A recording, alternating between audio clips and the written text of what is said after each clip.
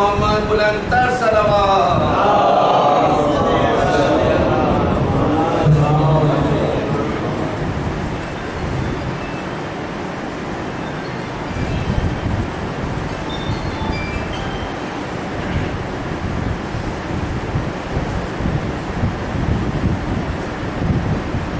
سورۃ الفاتحہ.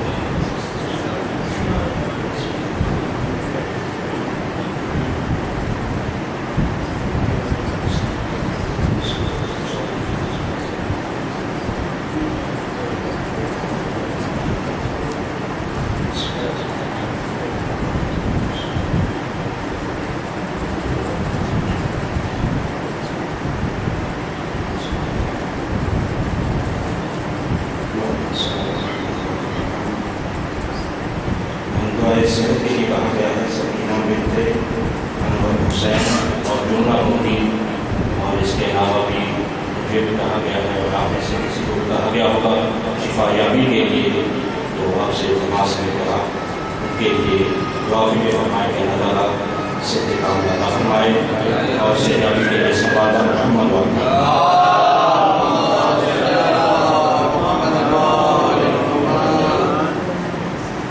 أعوذ بالله من الشيطان الرجيم. بسم الله الرحمن الرحيم. الحمد لله الذي هدانا لهذا وما كنا لنهتدي لولا أن هدانا الله. لقد جاءت رسل ربنا بالحق والصلاة والسلام على رسول ثقلين محمود رب المشرقين والمغربين جد الحسن والحسين أبي القاسم محمد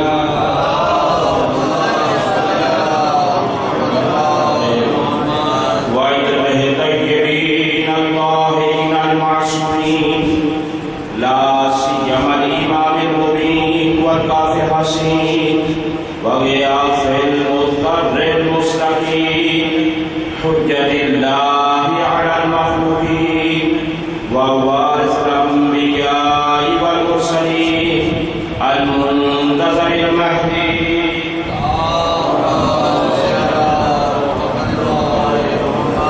عجل الله تعالى له الفرج ولعنة الله على أعدائهم ومخالفيهم ومنكري فضائلهم ومناكرهم أجمعين. أما بعد، فقد قال الله سبحانه وتعالى في كتابه المجيد: ومن يعظم شعائر الله فإنها من تقوى القلوب. الصلوات.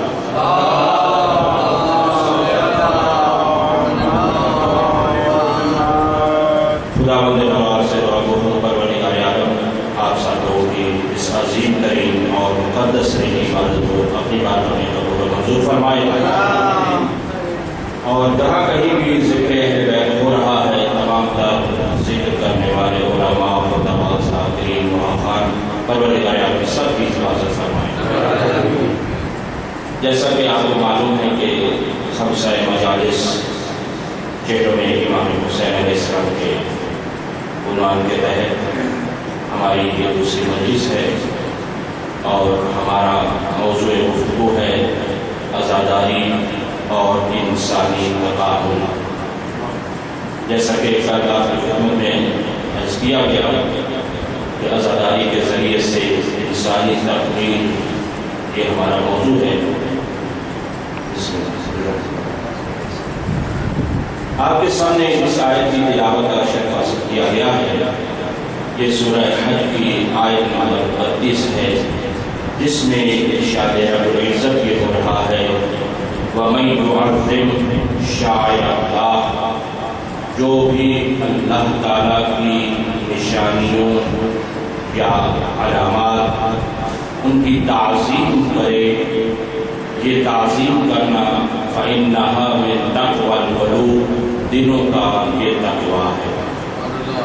یہ اس کا ظاہری سا ترجمہ آپ کی خدمت میں پیش ہے اور اسی پر ہی گفتگو جاری و ساری ہے۔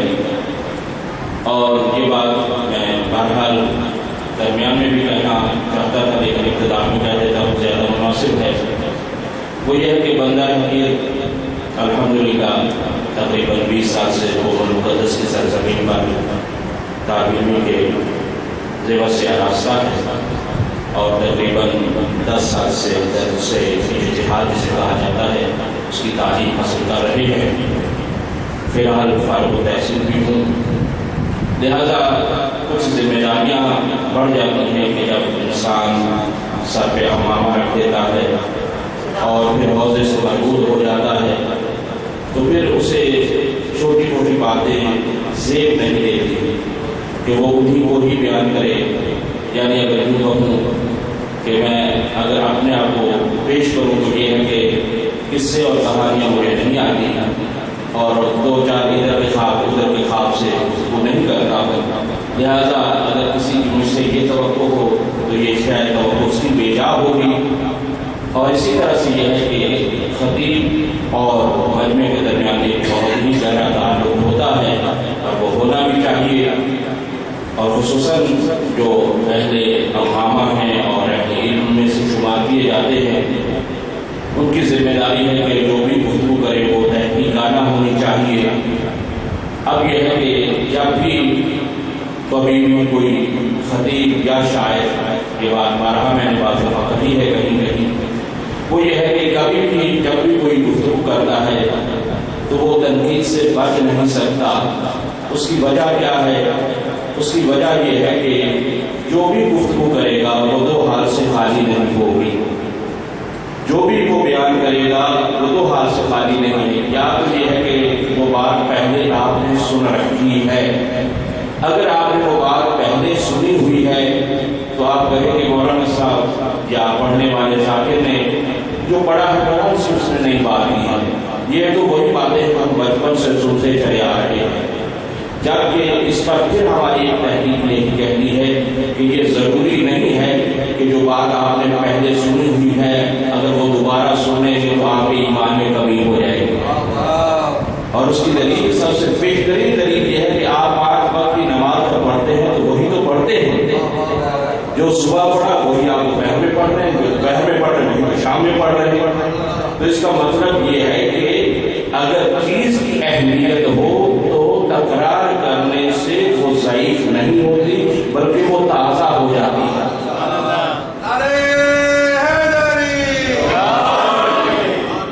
تو یہ بات واضح ہو گئی۔ اور دوسری بات کہنا چاہوں گا، جو اپنے بزرگوں سے جو فیض ہوتے ہیں وہ ہماری مجلسوں کی زینت ہوا کرتے ہیں، ہمارے لیے انتہائی بابرکت ہوتے ہیں، لیکن ان کی ایک بات ہمارے سامنے آتی ہے کہ وہ یہ اپنی سفید ریش اور اپنی بزرگی سے استفادہ کرتے ہوئے کہہ دیتے ہیں ہماری اتنی عمر ہو گئی آج تک ہم نے یہ بات نہیں سنی تھی، انہوں نے کہاں سے کہا؟ یہ جو تقریر کی جاتی ہے اس تقریر کا جواب کیا ہے؟ وہ یہ ہے کہ مجمع کا یا پبلک کا یا مومن کا ایک حق ہوتا ہے، وہ یہ ہے کہ جو بھی پڑھے اس سے آپ پوچھ سکتے ہیں کہ آپ نے کہاں سے پڑھا ہے، آپ کے پاس اس کا ثبوت کیا ہے، یہ آپ کا حق ہے، محفوظ ہے اور یہ استعمال کرنا چاہیے۔ لیکن ہمارے معاشرے میں ایک بات چل پڑی ہے تو کرتا چاہے، یہ پیپل کے اندر میں یہی طریقہ استعمال کیا جاتا ہے کہ کوئی بھی بات کسی کے متعلق ہوتی ہے، فرض کریں ہم کسی سے ناراض ہیں، کسی نے کوئی نہ ہمیں اذیت پہنچائی ہو یا کچھ مسئلہ ہوا ہو، ہم ہر ایک سے کہتے ہیں تو جو بھی ہم ہر ایک سے کہتے ہیں چاہے اس کا کوئی تعلق ہو یا نہ ہو، نہیں کہتے تو فقط اسی کو نہیں کہتے، نہیں کہتے تو ہم اسی کو نہیں کہتے بھائی آپ سے یہ ہمیں شکایت ہے، اس میں غلط فہمی بھی ہو سکتی ہے۔ تو بہرحال طریقہ کار یہی ہے، خصوصاً یہ یہاں پر بھی استعمال ہونا چاہیے۔ آج دوسرا دن ہے اور بھی آپ کو میں موجود ہوں، میری کسی بھی گفتگو پر آپ کو کوئی بھی مسئلہ ہو آپ پوچھنا چاہیں تو اس کا ثبوت ہم سے پوچھ سکتے ہیں۔ باقی یہ ہے کہ کل کی گفتگو میں نے عرض کیا تھا کہ بی بی معصومہ خود کی وفات اور شہادت دونوں لفظ استعمال ہوتے ہیں، لہٰذا یہ ہے کہ وہ 201 ہجری میں 10 جماعت ثانی کو ان کی وفات ہوئی ہے، یعنی 201 میں، اور 202 میں امام رضا اسلام کی شہادت ہوئی ہے۔ اب آپ خود اندازہ کریے، اور اس کے ثبوت کے لیے میں نے عرض کیا تھا کہ بہت ساری روایات موجود ہیں کہ جو بی بی کی عظمت کو بیان کرتی ہیں، اور وہ خود امام رضا اسلام نے فرمائی ہے۔ زیارت کا مفہوم بتایا ہے، صرف اگر مقام کو بیان کیا ہوتا تو ہم کہہ سکتے ہیں کہ زندگی میں بھی بیان کیا ہوتا، لیکن جو ان کی زیارت کا سوال فرمایا ہے کہ من زارہا عارفاً بحقہا، جو بھی ان کی معرفت رکھتے ہوئے ان کی زیارت کرے فواجب لہ الجنہ، جنت اس کی منتظر ہے، وہ جنت کا مالک ہے، جنت کا مالک ہے۔ یہ اس کا ایک اپنا لطف ہے۔ آج کل ترجمہ جو کیا جاتا ہے وہ یہی کیا جاتا ہے کہ جنت اسے مل جائے گی، جنت میں چلا جائے گا۔ نہیں، وہ فقط جنت میں نہیں جائے گا، یہ لام بتا رہی ہے۔ لام کا معنی ہی یہ ہوتا ہے، عربی کے اندر 2 اس کے معنی ہے، ایک اختصاص کا معنی ہے اور ایک ملکیت کا معنی ہے، یعنی جو بھی، جیسے اگر کہا جائے کہ الآباء لی، یہ آبا میری ہے، یعنی میں اس کا مالک ہوں، عربی میں کیوں بولا جائے گا؟ تو یہاں پر فواجب لہ الجنہ، جنت اس کے لیے واجب کا مطلب یہ ہے کہ وہ جنت کا مالک ہے، یہی تو مقام مومن ہے۔ اور یہ بھی بات بالکل واضح سی ہے کہ مومن جنت کے لیے خلق نہیں ہوا، جنت مومن کے لیے خلق ہوئی ہے۔ بس آپ نے محسوس کر دیا۔ تو یہ ہے کہ تحقیقانہ طور پر میں نے آپ کے سامنے پیش کیا، اور باقی بھی میں نے عرض کیا ہے کہ نفاقی الجنان ابھی آپ مسجد سے اٹھائیے اور اس میں دیکھ لیجیے حضرت بی بی فاطمہ معصومہ کو ان کا زیارت نامہ جو ہے جو پڑھا جاتا ہے، حتیٰ کہ کل میں بھی انہوں نے پڑھا ہے، وہاں لکھا ہوا ہے، وہ بھی امام رضا اسلام سے۔ تو یہ ہے کہ بہرحال اس بات کی وضاحت میں نے آپ کے سامنے پیش کر دی ہے، اور انشاءاللہ امید ہے کہ اسی طرح سے اگر کسی اور بات کا بھی کوئی مسئلہ پیش آئے تو میں آپ کی خدمت میں حاضر ہوں۔ ایک درود پڑھ دیتا ہوں۔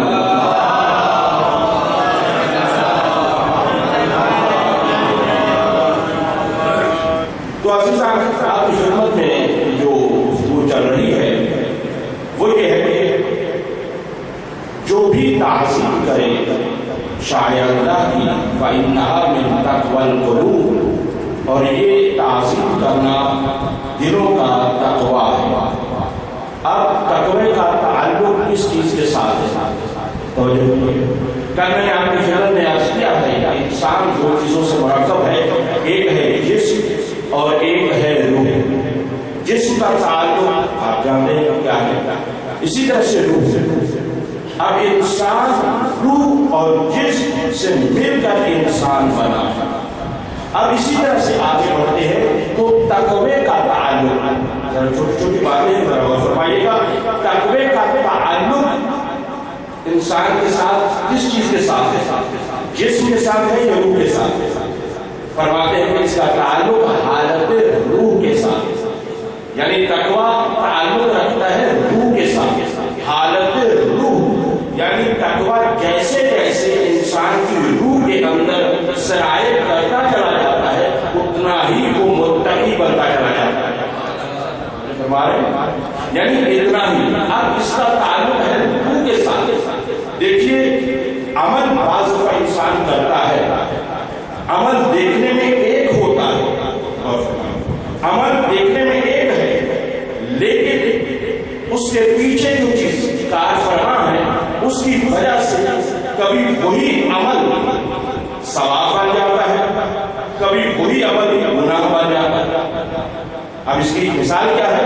یعنی عمل ایک ہے اور ہو سکتا ہے عمل بھی مقدس بھی ہو، جیسے فرض ہے کہ صبح کی 2 رکعت نماز کیا ہے، فرض ہے نا، انسان پڑھتا ہے، لیکن وہی 2 رکعت نماز اگر اخلاص کے ساتھ پڑھی جائے تو نماز معراج میں پائی جاتی ہے۔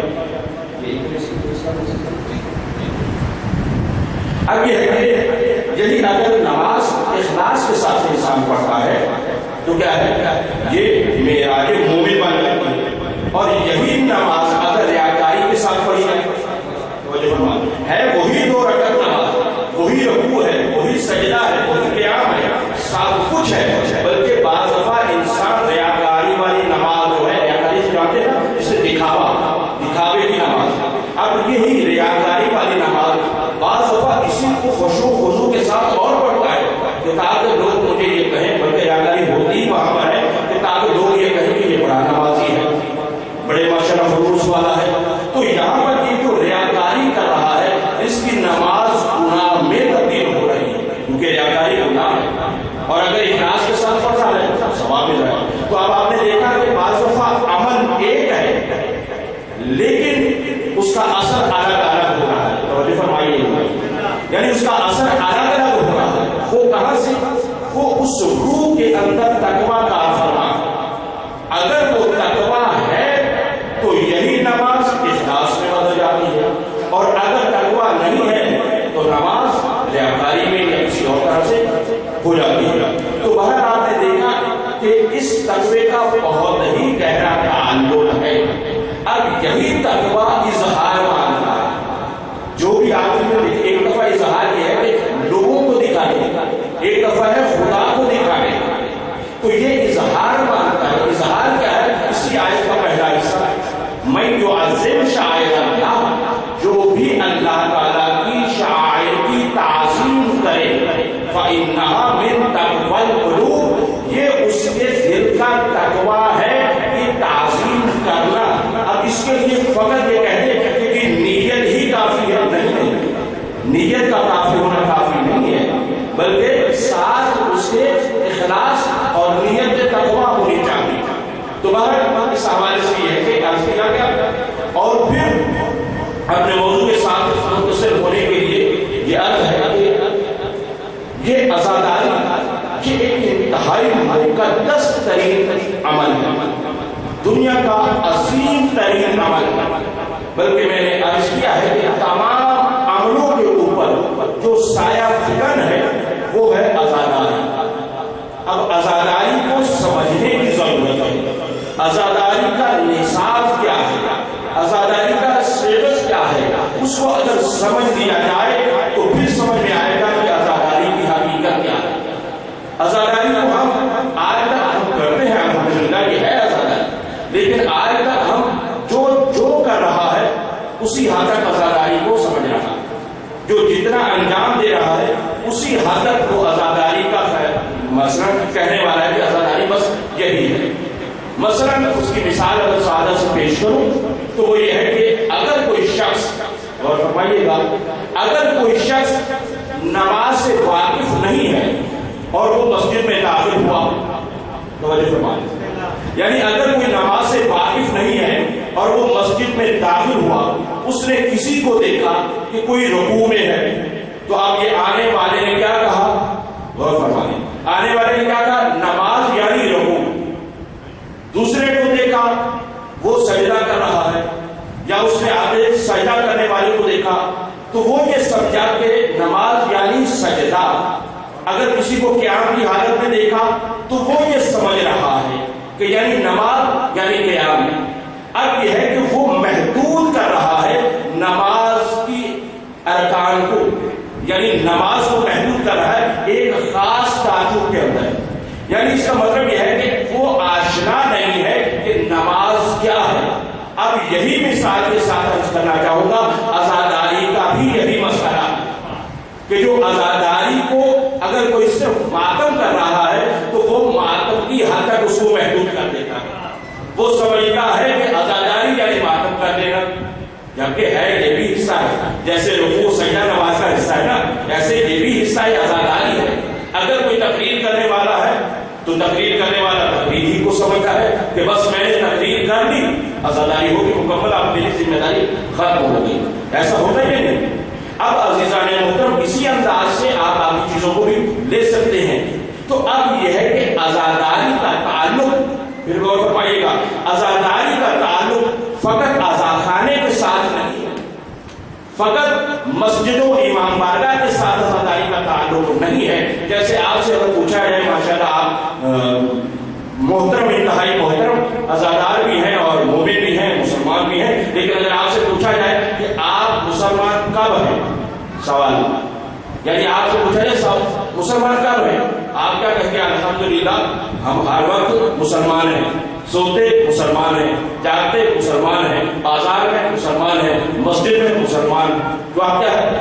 مومن کا پوچھا جائے تو مومن کے لیے کیا کہا جاتا ہے کہ مومن بھی ایسے ہی ہے کہ ہر حالت میں مومن ہے، فقط یہ نہیں ہے کہ خاص وقت کے اندر مومن ہے۔ تو اب عزیزہ نے محترم، جیسے یہ سفر آپ نے طے کیا ہے، جیسے اسلام کا سفر آپ نے طے کیا ہے، جیسے آپ نے ایمان کا سفر طے کیا ہے، ایسے ہی عزاداری کا بھی سفر ہے۔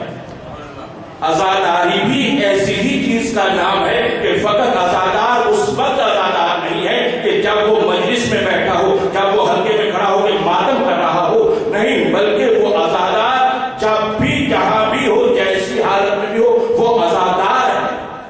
اور انشاءاللہ تعالی اس گفتگو کا نتیجہ بھی میں آپ کی خدمت میں پیش کروں گا کہ عزاداری ایک آخری ڈگری کا نام ہے، یہ پہلے حاصل نہیں ہوتی، یہ اسلام کے بعد، ایمان کے بعد جب آخری انتہا کو پہنچتا ہے تو اس وقت عزادار بنتا ہے۔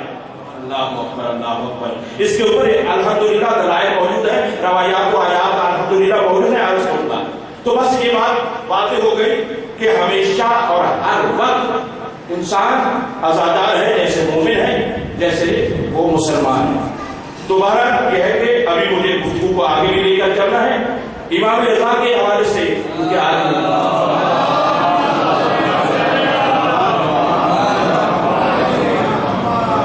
آج کی شب کیونکہ مخصوص ہے امام رضا علیہ السلام سے، تو میں اپنے موضوع کو متصل بھی کروں گا امام رضا علیہ السلام کے ساتھ ہی۔ اب یہ ہے کہ پہلے شخصیت کے حوالے سے ظاہر ہے کہ وہ لوگ بھی ہمارے مجلسوں میں آتے ہیں کہ جو کبھی کبھار آتے ہیں۔ بہرحال اگر میں مزاج میں بات کہہ دوں تھوڑی سی سخت ہوگی لیکن کہہ دیتا ہوں، وہ یہ ہے کہ ایک مزاج ہمارا یہ بن چکا ہے، ماحول ہمارا یہ بن چکا ہے کہ آج ہم دیکھیں ماشاءاللہ خواتین کی مجالس ہوتی ہیں اور ایک دن میں کئی مجلسیں ہوتی ہیں اور وہ مجلسوں کی زینت ہے اور ماشاءاللہ بہترین طریقے سے، لیکن مرد حضرات کے دن میں ایک مجلس کا بھی وقت شاید نہیں ملتا، اور اگر ملتا ہے تو معذرت چاہتا ہوں کہ وہ تاخیر سے آئے، لیکن بات سے بات کر رہا ہوں وہ یہ ہے کہ دیر سے جانا یا بہت کم جانا۔ میں ایک بات کہہ دوں اور بات پتے بھی کہنے جا رہا ہوں، وہ یہ ہے کہ ہم یہ سمجھتے ہیں کہ آج ہم نے اگر مثلا موبائل کا دور ہے، نیٹ کا دور ہے، ہم نے مجلس نیٹ پر دیکھ لی ہے، سن لی ہے، بڑے سے بڑے خطیب کو سن لیا، بڑے سے بڑے ذاکر کو سن لیا، اور ہم نے یہ سمجھ لیا ہماری ذمہ داری پوری ہو گئی۔ بات ذرا دیکھیے گا، غور کیجیے گا، اور کم سے کم اس کے بعد اس بات کو ذرا اپنے ذہن میں جگہ دیجیے گا۔ وہ یہ ہے کہ ہم یہ سمجھ لیتے ہیں چاہے کسی طریقے سے کوئی مجلس چاہے ٹی وی پر سن لیتے ہیں، چاہے موبائل کے ذریعے سے نیٹ سے سن کر یہی سمجھ لیتے ہیں کہ اب ہماری ذمہ داری پوری ہو گئی، ہمیں اب کسی مجلس میں جانے کی ضرورت نہیں ہے۔ یہی محسوس کرتے ہیں نا، اسی وجہ سے مرد حضرات مجلسوں میں کب جاتے ہیں۔ تو یہ ہے کہ اس چیز کا احساس کیجیے گا۔ اب یہ کیا ہے کہ ہماری فکر بڑھ گئی ہے کہ ہم نے موبائل پر یا ٹی وی پر مجلس کو سن لیا، اپنی ذمہ داری کو پورا کر لیا۔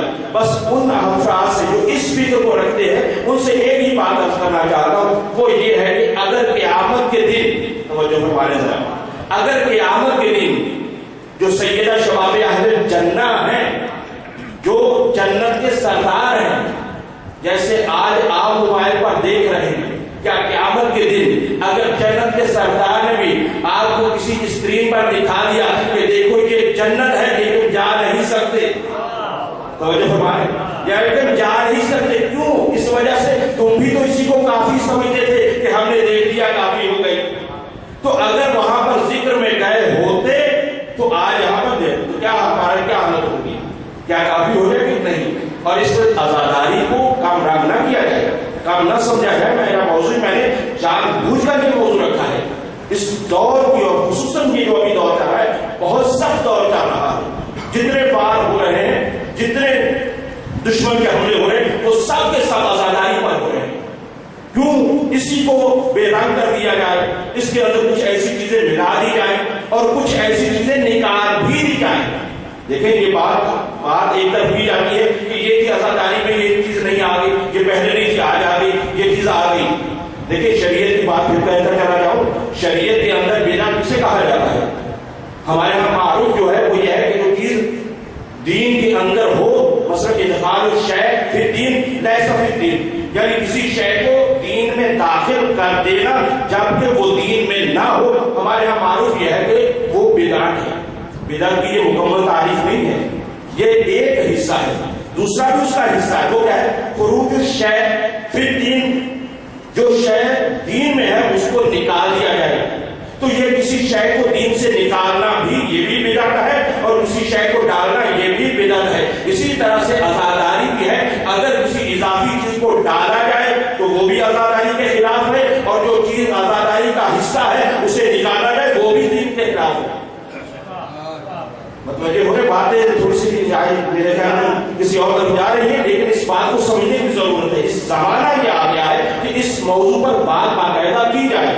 میں نے بہت سارے لوگوں سے مومنی سے یہ اپنا موضوع شیئر کیا، انہوں نے تعجب کیا، واقعا ہمیں تو اس طرف توجہ نہیں کرائی گی کہ کیا یہ واقعا ہم تو اس کو رونے کا بس حد تک سمجھتے بس اتنا ہی ہے، ہاں اتنا بھی ہے، لیکن مسئلہ یہ ہے کہ ہم نے اس کو محکوم کر دیا اور بہت ساری چیزوں کو۔ پر آگے گفتگو کو لے کر پڑھتا ہوں امام رضا علیہ السلام کے حوالے سے۔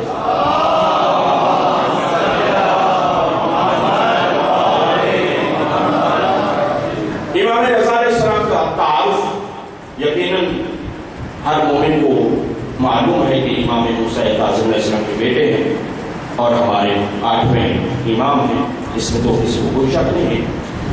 اور معرفت کے حوالے سے یقیناً ایک عظیم ہستی ہیں، مشہد مقدس میں ان کا حرم مطہر ہے، اور نصیب والوں کو زیارت جب نصیب ہوتی ہے تو وہ خود دیکھ کر آتے کہ شہنشاہ خراسان کس انداز سے رہتے ہیں، کس شان کے ساتھ رہتے ہیں۔ بہرحال امام کا نام علی ہے، ذرا باتیں یہ بھی سننے والی ہیں۔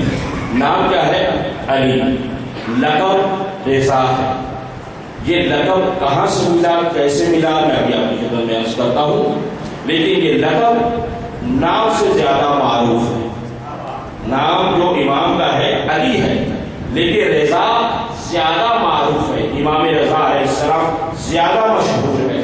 تو اب یہ ہے کہ نام کے حوالے سے یہ ہے کہ پہلے اس کا تعلق کس چیز کے ساتھ ہے وہ بھی عرض کرتا چلا جاؤں کہ رضا مقام صبر و رضا، اس کا تعلق علم عرفان کے ساتھ ہے، یعنی معرفت کے ساتھ ہے۔ یعنی دوسرے لفظوں میں کہا جائے کہ امام رضا اسے سمجھ آئے گا جسے معرفت ہوگی۔ امام رضا کو سمجھنے کے لیے معرفت ہونا ضروری ہے، کیونکہ تعلق اس کے ساتھ ہے۔ پھر یہ ہے کہ یہ لقب اس نے دیا، اس کے لیے 2 روایتیں ہیں، دونوں ہی پڑھ دیتا ہوں۔ ایک روایت یہ ہے کہ یہ نام امام موسیٰ کاظم علیہ السلام نے رکھا، صلوات اللہ۔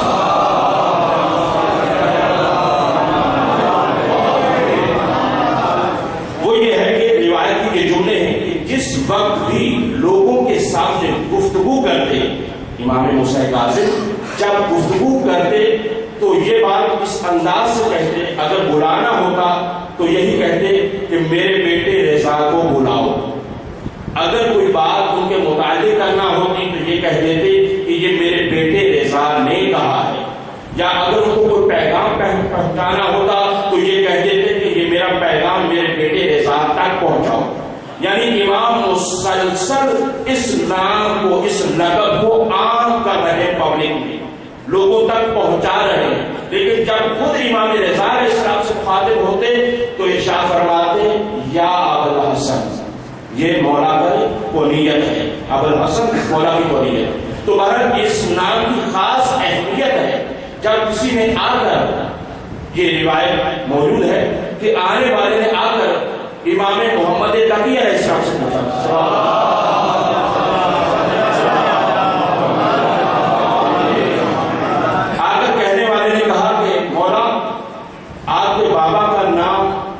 دشمن یہ کہتے ہیں کہ یہ نام، یہ لقب یہ مامون نے دیا ہے، اور اس وجہ سے دیا ہے کیونکہ وہ ولی عہدیے پر راضی ہو گئے تھے، لہذا اس رضایت کی وجہ سے ان کو یہ لقب ملا۔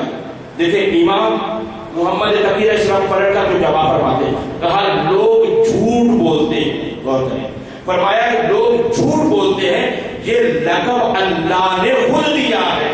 اللہ فرمایا کہ لقب اللہ نے رضا کا یہ لقب امام رضا علیہ السلام کو خود دیا ہے۔ اس کی وجہ یہ ہے کہ جو رضی اللہ عنہم ورضوا عنہ، یعنی لوگ اس سے راضی ہوتے ہیں اور اللہ ان سے راضی ہوتا ہے. یہ مقام رضا تھا امام علیہ السلام کا، جس کی بنا پر اللہ نے انہیں مقام رضا پر رضا نام رکھا.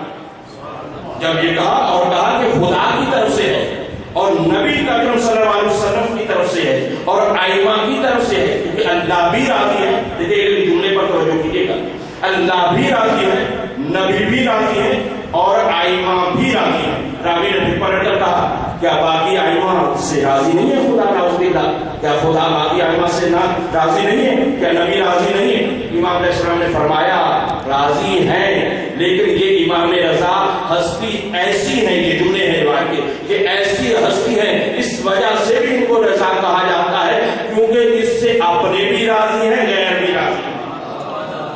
اپنوں کو بھی راضی کیا ہے اور غیر کو بھی راضی کیا ہے. لہذا اسی بنا پر ایک فقیہ کی یہ فقیہانہ نظر ہے جو دور تک جاتی ہے. آیت اللہ العظمی آیت اللہ جوادی عامری یہ فرماتے ہیں اپنے نصر میں کہ انہوں نے ارشاد فرمایا کہ دنیا کا کسی بھی کونے کا رہنے والا، لیکن یہ جملے خطابی نہیں ہوتے، جب کوئی فقیہ بولتا ہے تو اس کے پس منظر میں بہت سارا کچھ ہوتا ہے.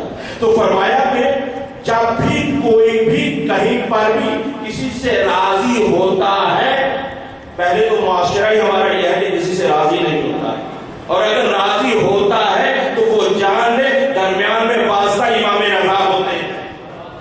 جب امام رضا درمیان میں واسطہ بنتے ہیں تو کوئی دوسرے سے راضی ہوتا ہے، کیونکہ رضایت کا مخزن اور خزانہ میرے مولا امام رضا ہے. یہ ہے عظمت امام رضا علیہ السلام کے. اگر چاہتا تو میں یہاں پر اور بھی بہت ساری گفتگو کر سکتا تھا. امام کے رضا علیہ السلام کے بہت سارے مناظرے ہیں، اردو میں بھی میرے خیال میں یقیناً ہوں گے، بہر لوگ پڑھنے والے ہیں کہ امام نے کس طرح سے اپنے بیان کیے ہیں اور مناظرے کیے ہیں. یہ باقاعدہ پورا سبجیکٹ ہے.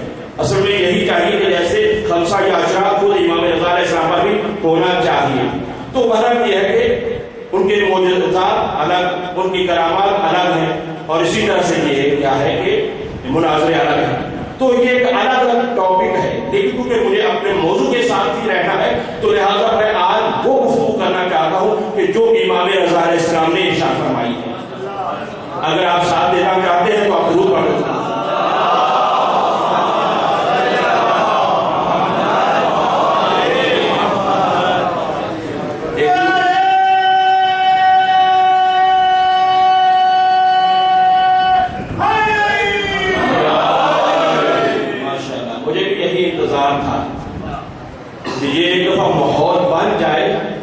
میں دیکھیں ایک بات کہہ رہا ہوں، رضوان بھائی اور بزرگان تشریف فرمائے ہیں، یہ میری عادت نہیں ہے، میں اپنی عادت کے خلاف آج پڑھنے جا رہا ہوں. میں لکھ کر نہیں رہا ہوں، لیکن یہ ہے کہ اس مجمع کا ماحول میں سمجھتا ہوں کہ پڑھا لکھا ماحول ہے، بہت علم کی قدر کرنے والے لوگ ہیں. لہذا جس طرح سے یہ پھر ایک درد ہے دل کا، وہ یہ ہے کہ جس طرح سے فقہ کے اندر اجتہاد کیا جاتا ہے اور فقہ کے اندر چیزوں کو بیان کیا جاتا ہے، اس کے اوپر علمی گفتگو کی جاتی ہے، ان روایات کے اوپر بھی گفتگو کرنے کی ضرورت ہے. اور اگر یہ یاد رکھیں، اگر آپ جیسے اہل اس بات کو نہیں سنیں گے تو پھر وہ سنیں گے جن کو کچھ سمجھ میں نہیں آتا. توجہ فرما رہے ہیں. اور اگر اس کو اہل اسی طرح سے نہیں پڑھیں گے تو پھر وہ پڑھیں گے کہ جس کو پڑھنا کچھ نہیں آتا. لہذا یہ احساس کرتے ہوئے میں نے اس روایت کا انتخاب کیا ہے. دو چیزیں ہوتی ہیں جب بھی کوئی روایت پڑھی جاتی ہے، ایک اس کی سند ہوتی ہے اور ایک اس کی درایت ہوتی ہے. ٹھیک ہے، سند کے اعتبار سے یہ ہوتا ہے اس کا تعلق علم رجال کے ساتھ ہوتا ہے کہ یہ روایت معتبر ہے یا نہیں ہے. لہٰذا یہ ہے کہ میں اس پر زیادہ گفتگو نہیں کروں گا، کیونکہ یہ درس بھی نہیں بنانا ہے، مجلس اپنی اصلی حالت میں باقی بھی ہے اور گفتگو بھی جو اہم ہے وہ اہل علم اور اہل ذوق تک پہنچ بھی جائے. سند کے اعتبار سے اس کو شیخ صدوق نے لکھا ہے، اپنی آبادی میں لکھا ہے، اور میں نے ذمہ دار افراد میں سے کسی سے کہا بھی ہے کہ بندہ ناچیز کی کم سے کم کوشش یہ ہوتی ہے کہ جو بھی کتاب پڑھوں کم سے کم 1000 سال پرانی ہونی چاہیے، تاکہ یہ نہ ہو کہ آج کی بات ہے کل کی بات ہے، یہ اس نے لکھ دیا اس نے لکھ دیا. نہیں، پہلے معتبر ہونا چاہیے. یہ ہے کہ اس کو لکھنے والے کون ہیں؟ شیخ صدوق. ٹھیک ہے، تقریباً 1100-1200 سال پہلے کا یہ واقعہ ہے اور شخصیت ہوتا ہے. اور پھر سر کے میں اتنے زیادہ اس پر نہیں رکنا چاہتا، اب آتے ہیں روایت کا کہنے، ذہن میں رہے آج میں جو بیان کرنے جا رہا ہوں وہ یہ ہے کہ نصاب عزاداری کیا ہے۔ توجہ ہمارے گھبرائیں گے تو نہیں؟ دیکھیں اگر آپ گھبرائیں گے تو میں اس کو رکھ دیتا ہوں، ختم پیپر شروع کر دیتا ہوں۔ میں وہ کسی کہانی والا مولانا نہیں ہوں، میں تو آپ لوگوں پر اعتماد کر کے یہ گفتگو کرنے جا رہا ہوں۔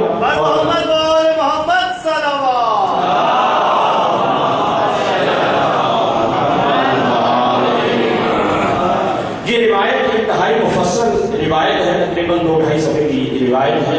اس کا کچھ حصہ محرم کے ساتھ منسوب ہے، مربوط ہے، لہذا اس حصے کو میں چھوڑ دیا ہے اور آگے سے گفتگو کو لے کر چلنا چاہ رہا ہوں تاکہ جو آج میرے موضوع کے ساتھ کی سازگار ہے۔ اس میں امام رضا علیہ السلام سے یہ روایت ہے اور بہت ہی مشہور و معروف روایت ہے۔ ریان بن شبیب، ریان بن نام دوہرا، ریان بن شبیب، جس کو یمنا شبیب کے نام سے بھی آپ نے سنا ہوگا۔ امام کے روایتوں کے اندر یہ بار بار لفظ آیا ہے کہ یمنا شبیب۔ اب اسی روایت کو پڑھنا جا رہا ہوں کہ امام علیہ السلام نے کیا کیا ارشاد فرمایا ہے۔ اب مجھے اسی گفتگو میں آپ کی توجہ کی ضرورت ہے، ایک لفظ پر توجہ کیجیے گا، اور یہ صرف یہ انداز میں نے آج کے لیے اپنایا ہے، کل اس انداز کو نہیں اپناؤں گا، کل دوسرے انداز میں پڑھوں گا۔ یہ ہے کہ نصاب عزاداری کو دیکھیے، عزاداری کس چیز کا نام ہے؟ وہ بات ذہن میں رہے کہ صرف ایک چیز کا نام عزاداری نہیں ہے، مکمل نصاب ہے، اس نصاب کو پڑھنے جا رہا ہوں۔ امام رضا علیہ السلام فرماتے، میں نے عرض کیا کہ مفصل گفتگو ہے، اس کا درمیانی حصے سے گفتگو کو شروع کر رہا ہوں۔ یبن شبیب ان کنت باقیا لشیء، توجہ کرنے، پہلا ہی جملہ معرفت کا بھرا ہوا جملہ، اور یہ گفتگو پوری تقریر چاہتا ہے، پھر میں کیا کروں؟ یہ پورا صرف یہی ایک حصہ کیا ہے؟ ان کنت باقیا لشیء، اے شبیب کے بیٹے اگر تو چاہتا ہے کسی شے پر گریا کرے، کسی شے کے لیے بھی روئے۔ اب شے کی پہلے تعریف دی جائے، شے کسے کہا جاتا ہے؟ شے ہر شے کو کہا جاتا ہے جو بھی اللہ کے علاوہ ہے، جو اللہ کے ماں سوا اللہ جو بھی ہے وہ شے ہے، اور وہ ذات لیسا کا مثل بھی شے ہے۔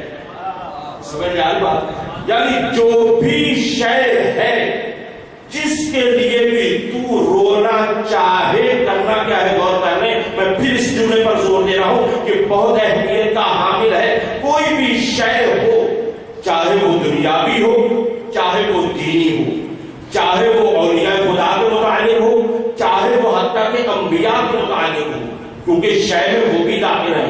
تو جس چیز کے بارے میں بھی ان کنت باقیا لشیء، جس شے کے بارے میں بھی تم گریا کرنا چاہو، تم رونا چاہو، وہ شے کے بارے میں جب رونا چاہو تو فبکی علی الحسین، دونوں طرح سے ہے، فبکی لیل حسین بھی ہے، فبکی علی الحسین بھی ہے۔ یعنی جب بھی کسی شے کے لیے تم رونا چاہو تو اس شے کے لیے مت رونا، توجہ فرمائیے، اس شے کے لیے مت رونا، فبکی لیل حسین، رونا حسین کے لیے ہے۔ اس بات کی وضاحت کر دوں، پھر ذرا اور بول دوں، یعنی تمہارا کوئی عزیز بچھڑ جائے، تمہارا بھائی مارا جائے، بھائی کو نہیں رونا۔ اب مجھے نہیں پتا کہ اس پر کون اس منزل تک جا رہا ہے، اب میں سفر شروع کر رہا ہوں۔ یہ ہے کہ رونا کس پر ہے؟ مولا حسین پر ہے، یعنی بھائی بچھڑ جائے، رونا بھائی کو نہیں، مولا حسین کو ہے۔ اولاد بچھڑ جائے، اولاد کو نہیں رونا، مولا حسین کو رونا ہے۔ انبیاء کے اوپر جو مصائب کھائے گئے، ابراہیم جلتی ہوئی آگ میں جا رہے، کبھی دل میں یہ خیال آ جائے کہ اتنی بڑی آگ میں ابراہیم جا رہے، دل رونا چاہے، ابراہیم کو نہیں رونا، وہ شے ہے، جب بھی رونا چاہو، رونا حسین کو ہے۔ اللہ اللہ اللہ اللہ، عظمت اس عزاداری کی سمجھیے، پھر سمجھ میں آئے گا حسین کیا ہے۔ میں عرض کروں گا کیوں یہ منزل حسین علیہ السلام کو ملی کیا ہے، فقط یہاں پر اشارہ کر دیتا ہوں، کیونکہ حسین من نیت پیغمبر ہے، پیغمبر کی من نیت کی منزل پر ہے، لہذا یہ ہے کہ مولا حسین پر رویا جائے۔ حضرت عیسیٰ علیہ السلام کو صلیب پر چڑھا دیا گیا، بہت بڑی مصیبت، مصائب، یعنی جس طرح سے بہرحال ان کا نظریہ ان کی بات کر رہا ہوں، ورنہ یہ ہے کہ قرآن کی روح سے وہ زندہ ہے۔ بہرحال یہ ہے کہ جس پر بھی رونا چاہے، چاہے وہ نبی ہو چاہے وہ ولی ہو، جس پر بھی رونا چاہے، دل تمہارا اس کو رونا چاہے اس کو نہیں رونا، حسین پر رونا ہے۔ آپ سوچ رہے ہوں گے کہ آئمہ کے بارے میں کیا خیال ہے، باقی آئمہ کے بارے میں؟ بھائیو، جب باقی آئمہ کے بارے میں بھی رونے کو دل چاہے تو رونا پھر حسین پر ہے۔ اسی وجہ سے آپ نے دیکھا کہ جب بھی کوئی ذاکر یا خطیب ہمارے ہاں مجلس پڑھتا ہے وہ اختتام ذکر حسین پر کرتا ہے، تو جو ہمارے جو اس کی دلیل ہے وہ ذکر حسین پر ہی آ کر اختتام کرتا ہے، کیونکہ رونے کا حکم یہی ہے، لا یوم کا یوم کا یا ابا عبداللہ، جیسا دن مولا حسین کا ہے کسی اور کے پاس نہیں ہے جو مظلومیت کا ہے۔ بس یہاں پر میں سمجھتا اتنا کافی ہے، ورنہ اسی پر بہت ساری گفتگو اور ہو سکتی تھی۔ فَإِنَّهُ، کیوں رونا ہے؟ فرمایا فَإِنَّهُ ذُبِحَ، جب یہ بہرحال مسائل کے ساتھ مربوط ہے، میں اس وجہ سے جلدی سے ترجمہ کر کے آگے بڑھ جاتا ہوں۔ فَإِنَّهُ ذُبِحَ كَمَا ذُبِحَ الْقَبْشُ، ان کو ایسے ذبح کیا گیا جیسے کبش کو ذبح کیا جاتا ہے، جیسے عثمان کو ذبح کیا جاتا ہے۔ یہ مولا کی مظلومیت ہے۔ اب یہ مولا آگے وَقُتِلَ مَعَهُ مِنْ أَهْلِ بَيْتِهِ، اور اس کے ساتھ اکیلے مولا حسین بھی شہید ہوئے۔ فرمایا ان کے اہل بیت بھی شہید ہوئے ہیں۔ آج ان کی عظمت کو پہچانیے گا، وہ کتنے ہیں؟ فرمایا 18 رجلا، وہ 18 جوانان بنی ہاشم ہیں، وہ بنی ہاشم کے 18 لوگ ہیں۔ یہ ہیں ما لہم فی الارض، یہ ان کی عظمت ہے۔ آگے دیکھیے گا کہ ان کی عظمت کیا ہے۔ فرمایا کہ ما لہم فی الارض، ان جیسا پوری کرنے زمین پر، یشبہون، کوئی ان جیسا نہیں ہے۔ یہ جو 7 شہید ہوئے ہیں نا مولا حسین کے، ان جیسا کوئی بھی نہیں ہے۔ بہرحال یہ ہے کہ یہاں پر یہ بیان کیا گیا وَلَقَدْ، جب یہ شہید ہوئے ہیں تو رویا کون ہے؟ عظمت پہچانیے گا، مولا حسین پر گریہ کس نے کیا ہے یہ یاد رکھیے۔ اچھا پھر بات ہے، میں آج بہت ہی الگ انداز سے مجلس پڑھنے جا رہا ہوں، ہو سکتا ہے بعض حضرات کو پسند نہ آ رہی ہو بات، لیکن میں اس انداز میں آج پڑھنا چاہ رہا ہوں کہ آپ دیکھیں کہ کون کون رویا ہے اور کیوں رویا ہے۔ یہ بات سے پہلے بالآخر یہ ہے کہ انسانوں کو رونا چاہیے تھا، لیکن یہ روایت بہت کچھ اور بھی کہہ رہی ہے کہ فقط انسان رو گئے تو بس بات کافی تھی نہیں۔ فرمایا کیا ہے وَلَقَدْ بَقَتِ السَّمَاوَاتِ، یعنی 7 آسمان روئے۔ اللہ اکبر، اس بات کو پہچانے کتنے 7 آسمان روئے کہ جتنا بھی آپ کو کہکشاں کر کے نظام شمسی نظر آ رہا ہے یہ سارے کا سارا پہلے آسمان پر ہے۔ پہلے آسمان سے لے کر 7ویں آسمان تک جو کچھ بھی ہے، لوح ہے، عرش ہے، قلم ہے، غلمان ہے، جنت ہے، جو بھی ہے، سب کا سب جو بھی آسمانوں میں ہے سب رویا ہے۔ وَالْأَرْضُونَ، صرف آسمان والے نہیں روئے، زمین والے بھی روئے ہیں۔ اور پھر لِقَتْلِ، کیونکہ قتل کر دیے گئے۔ اور پھر اس کے بعد وَلَقَدْ نَظَرَ إِلَى الْأَرْضِ مِنَ الْمَلَائِكَةِ، اور پھر آسمان سے ملائکہ نازل ہوئے۔ کتنی تعداد ہے؟ 4000، 4000 ملائکہ آئے ہیں اور کربلا میں مولا حسین کے پاس چاہتے تھے کہ مولا حسین کی مدد کریں، لِلنَّصْرِ، یعنی نصرت کے لیے آئے، مدد کے لیے آئے۔ جب یہ لوگ مدد کے لیے آئے فَوَجَدُوهُ، انہوں نے کیا پایا؟ امام حسین علیہ السلام کو ملائکہ نے کیا پایا؟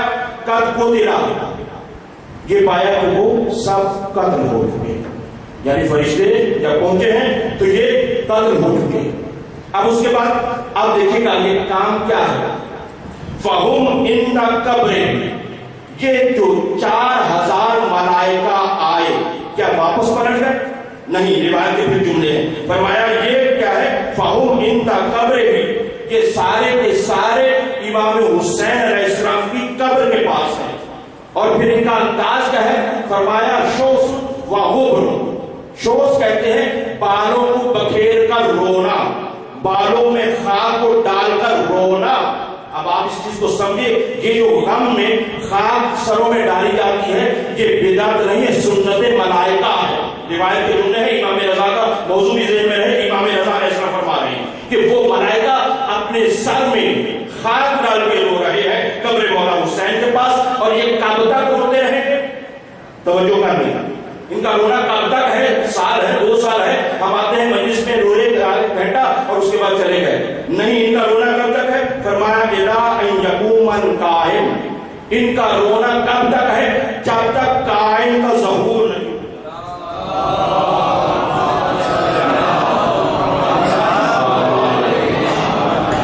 یعنی وقت کے امام جب ظہور فرمائیں گے، یعنی صاحب الزمان میں بیٹھ کر صاحب الزمان کا تذکرہ ہے، یعنی صاحب الزمان جب آئیں گے تو اس وقت تک یہ کیا ہے کہ گریہ کرتے رہیں گے امام حسین علیہ السلام کی قبر کے ساتھ. اور حالت بھی یہ ذہن میں رہے کس حالت میں گریہ کرنا ہے. اور پھر جب مولا آئیں گے، صاحب الزمان جب آئیں گے تو پھر کیا ہوگا؟ فَيَكُونُ مِنْ أَنصَارِهِ، یہ سارے کے سارے ملائکہ مل کر صاحب الزمان امام زمانہ کے انصار میں سے ہو جائیں گے، یعنی ان کے انصار میں شامل ہو جائیں گے. یہ بات. اور ان کا شعار کیا ہوگا؟ وَشِعَارُهُمْ، ان کا نعرہ کیا ہوگا؟ ان کا شعار کیا ہوگا؟ یا نصارۃ الحسین، یہ کہتے ہوئے آئیں گے اور یہ ان کا نعرہ ہوگا. اور اسی پر مولا کا ظہور بھی اسی جملے پر چلتا رہے گا. پھر آگے بڑھتا ہوں. یا ابن شبیب لقد حدثنی، اے شبیب کے بیٹے مجھے حدیث بیان کی ہے ابھی ان ابی ہے، میرے باپ نے اپنے باپ سے. اور پھر ان جدہ ہی، انہوں نے اپنے جد سے، یعنی سلسلہ سند کو بیان فرما رہے ہیں. یہ جو میں ابھی بیان کرنے جا رہا ہوں امام رضا علیہ السلام فرما رہے ہیں اس میں کوئی بھی غیر معصوم نہیں ہے. توجہ فرما رہے ہیں. اس کو میں نے دیکھا ہے، شاید ممکن ہے پھر عرض کر رہا ہوں کہ سطح عمومی سے شاید ہوتا ہوں، لیکن یہ ہے کہ اس سند کو بیان کر رہے ہیں. جیسے سلسلہ تو سند ہے نا مولا کی، وہ ایک الگ ٹاپک ہے، کبھی انشاءاللہ لوگوں بھی سناؤں گا. لیکن اہل علم شوق کو دیکھا تو میں نے یہ انتخاب کیا ہے. اب یہ ہے کہ فرما رہے ہیں کہ میں نے اپنے باپ اور انہوں نے اپنے باپ اور انہوں نے اپنے جد سے سنا کیا ہے؟ وہ سننا ہے. انہ لما قتل الحسین جدی، جس وقت میرے جد مولا حسین علیہ السلام قتل ہو گئے، شہید ہو گئے، ہوا کیا؟ اب پھر غور کریں. مطرت السماء دمن، آسمان نے خون رویا. اللہ اللہ پر غور کریں. مطرت السماء دمن، یعنی آسمان سے خون کی بارش ہوئی ہے. اس خون کا بہت گہرا تعلق ہے. یہاں پر پھر اگر رونا چاہوں تو بہت کچھ کہنے کے لیے ہے کہ یہ خون ہی کیوں رو رہا ہے، بلا خون کا کیا تعلق ہے؟ وقت کا امام خون روئے، امام سید سجاد خون روئے، کیا وجہ ہے؟ اس چیز کو سمجھنے کی ضرورت ہے. دنیا نے واقعہ نہیں سمجھا ہے کہ مولا میرا مظلوم کتنا ہے.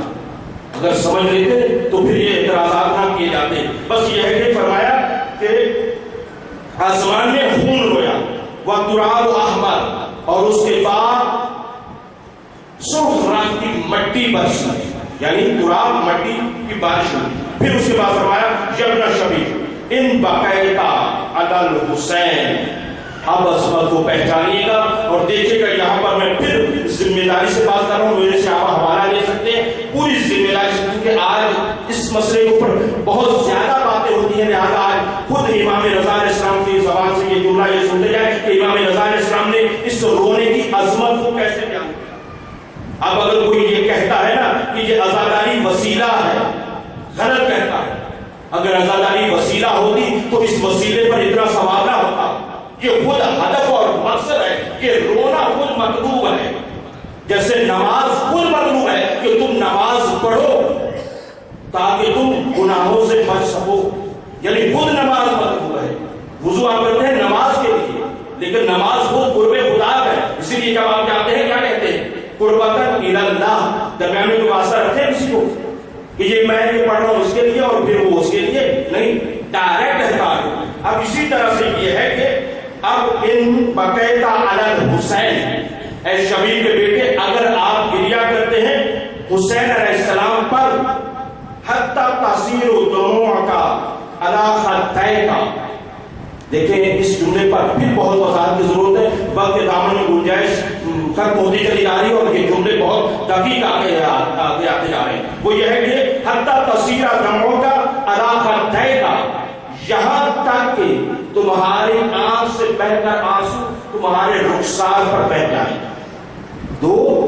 ان آنکھوں سے آنسو آپ کے رخسار پر آ جائیں. کوئی دھاڑے مار کر نہیں بات کری جا رہی, صرف اتنا رونے سے. اور اس کی عظمت تو پوچھو خود مولا حسین کی عظمت اگر پہچانی ہے تو پیغمبر سے پوچھا جائے گا, دوسرا بتا نہیں سکتا کہ اتنے ہی رونے پر اتنی بڑی کیوں جزا دی جا رہی ہے. بہرحال میں اگر موضوع رک جاتا یہاں پر تو بہت سی چیزیں اور دی جا سکتی. حتی تصویر و دموں کا علا خطے کا یہ اگر اتنا عمل ہوتا ہے تو ہوگا کیا, نتیجہ آپ دینے جا رہا ہوں. مراد فرما رہے غفر اللہ لکا, اللہ تعالیٰ تمہیں مغفرت کر دے گا, اللہ تعالیٰ تمہیں بخش دے گا. اب اس کے بعد اس چیز کو پہچاننا ہے, بہت اہم بات ہے. فرمایا غفر اللہ لکا کل ذنب اذنبتہ, اس کے بعد یہ ہے کہ اللہ تمہارے سارے گناہ معاف فرما دے گا. اللہ اکبر, اس چیز کو سمجھو. میں ابھی اس کی وضاحت بھی کروں گا کیونکہ یہ جملہ بہت اہم ہے, اس سے سوء استفادہ بہت کیا جا سکتا ہے اور اعتراض کیا جا سکتا ہے کہ گویا کہ مولا حسین کے اوپر گریہ کر لینا گناہ کی ایک سر جاری کی جا رہی ہے کہ کیا اجازت ہے, جو بھی گناہ کرو گے وہ بخش دیا جائے گا, لہذا یہ ہے کہ تم جو کرتے ہو بس دو آنسو بہا دو. نہیں, یہ چیز سمجھنے والی ہے اور اس کو فقیہانہ انداز میں اس بات کو سمجھا جائے. وہ یہ ہے کہ حتی تصویر دموں کا علا خطے کا غفر اللہ لکا کل ذنب اذنبتہ صغیرا کان او کبیرا, چاہے وہ گناہ صغیرہ ہو چاہے وہ گناہ کبیرہ ہو. دیکھیں میں نے کہا کہ یہ مشکل ماجرا ہے, اس کو اصل میں یہی ہے کہ اگر اس کو اہم بیان نہیں کریں گے تو پھر نااہل جس طرح سے بیان کرتے ہیں وہ آپ کے سامنے ہے حالات. یہ موقع دیا کریں کہ اہل علم اس کو بیان کریں تاکہ یہ چیزیں فقاہت میں یہ باتیں آئیں اور سمجھی جائیں کہ اس کا مطلب کیا ہے, روایت کیا کہنا چاہتی ہے, کیا یہ قسم کی اجازت دینا چاہتی جو کرتے ہیں پھر کیا اس کا مطلب کچھ اور ہے. فرمایا صغیرا کانا او کبیرا قلیلا کانا او کثیرا, یعنی اگر تم مولا حسین پر رو گے اللہ تعالیٰ تمہارے سارے گناہ معاف کر دے گا, چاہے سارے. کل کا لفظ ہے, جیسے آپ پڑھتے ہیں نا تو ایک میں نے کل جرم اذنبتہ کل ذنب اذنبتہ, یعنی ہر چیز کے جو میں نے کیا ہے سارا اعتراف آپ کرتے ہیں. مولا وہی فرما رہے جو کچھ بھی تم نے کیا ہے اگر تمہارے سار پر مولا حسین کے اوپر آنسو جاری ہو گئے تمہارے ہر گناہ کو معاف کر دیا جائے گا. اللہ اکبر اللہ اکبر. پھر اس کی کیا ہے بات, اس کو پھر سمجھنے کی ضرورت ہے. فقہ کے اندر دو قاعدے ہیں. ایک قاعدہ جو کہا جاتا ہے الاسلام یجب کما قبلہ, اسلام آپ کے اسلام میں آنے سے پہلے جو کچھ کیا ہے اس کو چھپا دیتا ہے. توجہ کریں, میں اس پر دلیل دینے جا رہا ہوں کہ اس کا مطلب کیا ہے, اس کو سمجھنے کی ضرورت ہے. الاسلام یجب ما قبلہ, اسلام جو کچھ بھی آپ نے پہلے کیا ہے اس کے اوپر پردہ ڈال دیتا ہے. فرض کریں کہ اگر مسلمان ہونے سے پہلے کسی نے شراب پی ہو اپنے دین کے مطابق جائز ہے وہ پیتا رہا, کسی نے مثلا ربا کھایا ہو تبھی وہ سود جسے کہتے ہیں وہ کھایا ہو, اب وہ اگر کھاتا رہا, لیکن جو ہی اسلام میں آئے گا اسلام میں داخل ہونے کے بعد اس کے پرانے گناہوں پر پردہ ڈال دیا جائے گا. اسے کہا جاتا ہے قاعدہ یجب. باقاعدہ آپ ابھی لکھے موبائل میں آپ کے سامنے آ جائے گا. اسی طرح سے قاعدہ توبہ بھی ہے. توبہ کا بھی ابھی یہی ہے التوبہ تو یجب ما قبلہ, جب آپ توبہ کرتے ہیں تو توبہ کے نتیجے میں یہ ہوتا ہے کہ جو آپ نے گناہ کیا ہوتا ہے چاہے وہ بڑا ہوتا ہے چاہے وہ چھوٹا ہوتا ہے, جو گناہ آپ نے کیا ہوتا ہے وہ چھپ جاتا ہے. غور کر لیں, یہ آپ نے دیکھا الاسلام اور توبہ یہ قاعدہ وہ ہے کہ جس کو تمام مکاتب فکر مانتے ہیں. تمام شیعہ سنی بھائی سب کا اتفاق ہے کہ قاعدہ ہے, یہ مخصوص نہیں ہے, یہ صرف باتیں ہوائی نہیں ہیں, یہ وہ قاعدہ ہے جس کو سب مانتے ہیں. اب یہ سب کا یہ قاعدہ ہے کیا کہ اگر اسلام میں آ جاؤ گے تو پرانے گناہ جس کا حقوق اللہ کے ساتھ تعلق ہے, پھر وضاحت کر دوں کیونکہ یہ مجلس کی ایک نزاکت بھی ہے, کیا ہے کہ جس کا تعلق حقوق اللہ کے ساتھ ہے وہ سب کے ساتھ معاف کر دیے جائیں گے. اللہ تمہارے اسلام کو قبول کر لے گا. اگر تم نے توبہ کر لی ہے تو یہ ہے کہ حقوق اللہ تمہارے معاف کر دیے جائیں گے, حقوق الناس کو تمہیں ادا کرنا پڑے گا. تو اب یہ سنی ذرا غور کیجیے گا, میں نے وہاں سے استفادہ کر کے یہاں پر لے کر آنا ہے. اگر اسلام آئے تو وہ ماں قبل کے گناہوں کو بخشوا سکتا ہے, اگر انسان توبہ کرے وہ ماں قبل کے گناہوں کو بخشوا سکتا ہے. جو اسلام کو بچائے, جو اسلام کو بچائے, کیا وہ نہیں کر سکتے؟ اور جس کے ذریعے سے ہماری نہیں بڑے بڑوں کی توبہ قبول ہو، جن کے ذریعے سے بڑوں بڑوں کی توبہ قبول ہو، کیا وہ اتنی پاور نہیں رکھتے کہ انسان کے گناہوں کو وہ بخشوا سکے؟ لہذا معصوم اصل میں اس طرح بتانا چاہ رہے ہیں، نہ کہ یہ کہ آپ کو ڈگری دے رہے ہیں، چھوٹ دے رہے ہیں کہ بھائی جو مرضی کر لو، مولا حسین پر بس جا کر آدھا گھنٹہ رو کے آ جائے نا، بس کافی ہو جائے گا۔ اب بات واضح ہوئی، کسی کو اس پر اعتراض تو نہیں ہے؟ نہیں تو میں بعد میں بھی انشاءاللہ حاضر خدمت ہوں۔ تو یہ ہے کہ یہ مشکل ویسے ہیں، ان کو سمجھنے کی ضرورت ہے، اور یہ اہل سے سمجھو۔ اگر نہیں آپ ان سے سمجھیں گے تو اس کا نتیجہ یہ ہوگا کہ اہل جس طرح سے بیان کر رہے ہیں، پھر ہونا دھونا وہی ہے کہ ایک ادھر سے کہہ رہا ہے، دوسرا ادھر سے کہہ رہا ہے، ایک ادھر والا کہہ رہے ہیں، نہ مولا کو معرفت کا کوئی مقام بیان کیا جا رہا ہے، بس ایک دوسرے میں بس لگے پڑے۔ بھائیو یہ ساری ذمہ داری بنتی ہے۔ بہرحال کیا کروں گا، بہت تیزی سے گزر گیا، اور اسی طرح سے یہ ہے کہ بہرحال میرے مولا نے کیا فرمایا ہے کہ اللہ تعالیٰ ان کے گناہوں کو معاف کر دے۔ جب نہ شبیب ان سب کا انکل کو یا اللہ، اگر تمہارا دل مسرور ہونا چاہے اور اس بات سے کہ تم یہ چاہو کہ اللہ سے ملاقات کرو، اب اللہ سے ملاقات جسمانی نہیں ہے بھائی، پھر مجھے وقت نہ ہے، یعنی ملاقات یہی ہے کہ یہ جو آپ نماز پڑھتے ہیں قربان اللہ پڑھتے ہیں نا، یہ قرب الہی تو ہے نا، یہ قربان اللہ ہے۔ یہ جو چاہتے ہو کہ اللہ سے ملاقات اگر کرنا چاہتے ہو تو کیا کرو، کہتے ہیں لا ذنب علیک، اور تمہارے اوپر کوئی گناہ بھی نہ ہو۔ توجہ فرمائیں، اس بار میں بات زیادہ لمبی تو نہیں کر رہا ہوں، لیکن غور کرنے بس میں کوشش کر رہا ہوں سمجھنے کی، لیکن آپ سمجھ نہیں آئے کیونکہ کاروبار بھی اگر مجھے کسر تھوڑی سی نکال دی، وہ یہ ہے کہ اب مسئلہ روایت کا ہے۔ روایت اس طرح سے ہے تو ہر جملہ وضاحت زیادہ چاہ رہا ہے۔ فرمایا کہ اگر تم چاہتے ہو کہ اللہ سے ملاقات کرو، لا ذنب علیک، اور تمہارے اوپر کوئی گناہ بھی نہ ہو تو کیا کرو؟ فرمایا فزور الحسین، جاؤ حسین کی زیارت کرو۔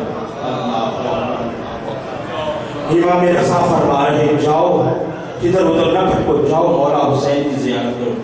میں آپ کی نیابت میں ایک جملہ کہہ دوں، مولا حسین ان میں زیادہ تھی نا صلاحیت جن کو اپنے پاس کو لانی ہے، اور یہ ازادار یہاں بیٹھ کر آپ کو گریہ کر رہے ہیں، آپ رو رہے ہیں۔ مولا بس اتنی دعا ہے کہ آئندہ سال انہیں بھی موقع دے دینا، اپنا ظاہر بنا لینا۔